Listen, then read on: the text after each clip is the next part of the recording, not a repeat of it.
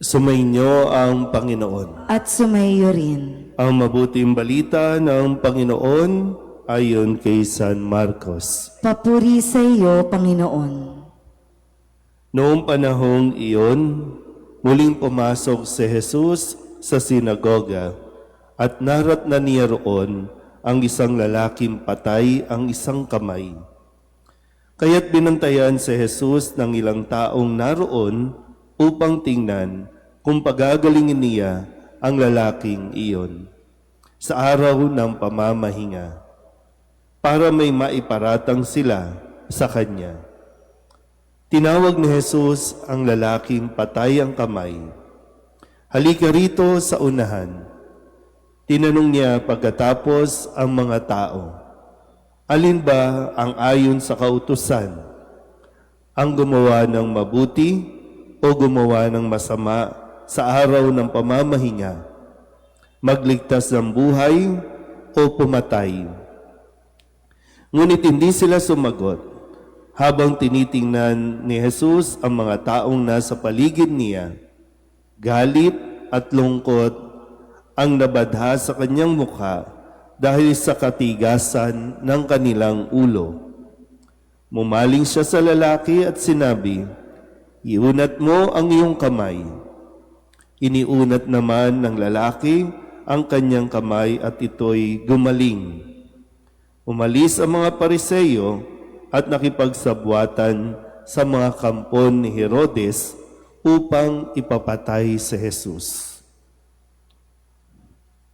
Ang mabuting balita ng Panginoon. Pinupuri ka namin, Panginoong Hesukristo. Isang magandang umaga po sa inyong lahat. Ngayon po ay Miyerkules ng ikalawang linggo sa karaniwang panahon at ating pong ginugunita ang kapisahan ni Santa Agnes, isang dalaga at martir. Sa murang edad, sabi po ng mga sumulat tungkol sa kanya, siya ay 12 taong gulang pa lamang nang siya ay mag-alay o para sa pananampalataya, para kay Kristo ay hindi siya natakot na ibuwis ang kanyang buhay kapalit ng kanya pong suko o pagsira sa kanyang pagsunod sa ating Panginoong Hesukristo o sa utos ng Panginoon. Kung kaya't hinihiling natin ang kanyang gabay upang tayo dinawa ay maging matatag, lalong-lalo na sa panahon na tayo po ay sinusubok, lalo na sa panahon ngayon, ang marami ang talagang nahihirapan tayong makita kung sino nga ba talaga ang totoong mabuti,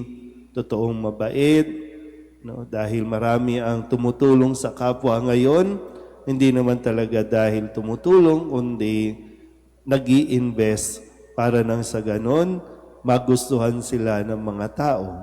Kaya yung preparation, minsan para sa darating na 2028, ngayon mababait na sila, nagpapakilala, tumutulong para makapag-ipon na sila ng mga tao na kumbaga yung tingin na mabait sila o kung ano pa man. Marami din na tumutulong para kumita.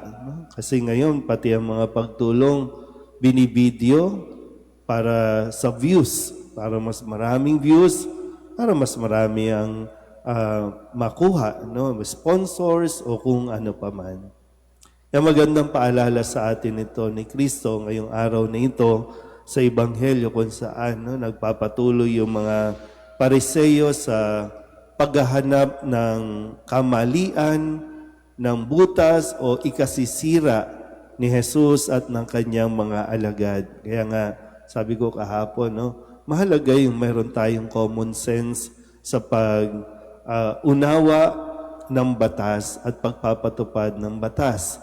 Gaya ngayon, tinanong ni Jesus ang mga Pariseyo, alin ba ang mabuti ayon sa kautusan? Gumawa ng masama o gumawa ng mabuti?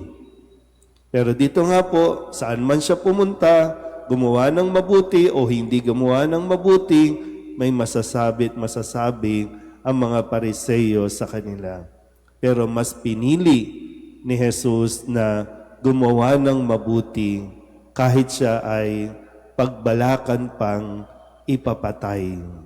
Nawa, ganun din tayo, no? Gumawa tayo ng mabuti hindi dahil may nakakakita.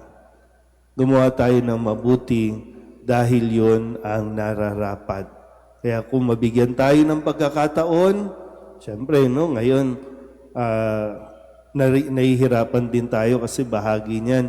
Ang daming scammer, ang daming gagamit ng pangalan, maraming gagamit ng kahit nga larawan, no? Minsan, pag nagme-message yung iba sa inyo, Father, no, gamit ang mukha, gamit ang pangalan, nanghihingi po ba kayo, Father, ng donation? Kasi may nag-message sa akin. Mga ganun, no? Kaya tuloy, marami din ang nagdududa na kung tutulong ba, magbibigay ba.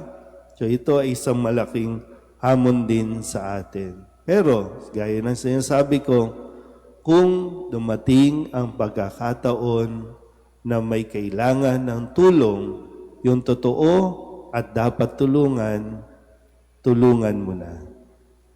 Wala nang kung anumang ayon sa batas, ayon sa ganito, o kung anumang mga rules and regulations, kung kayang tumulong, tumulong. Amen?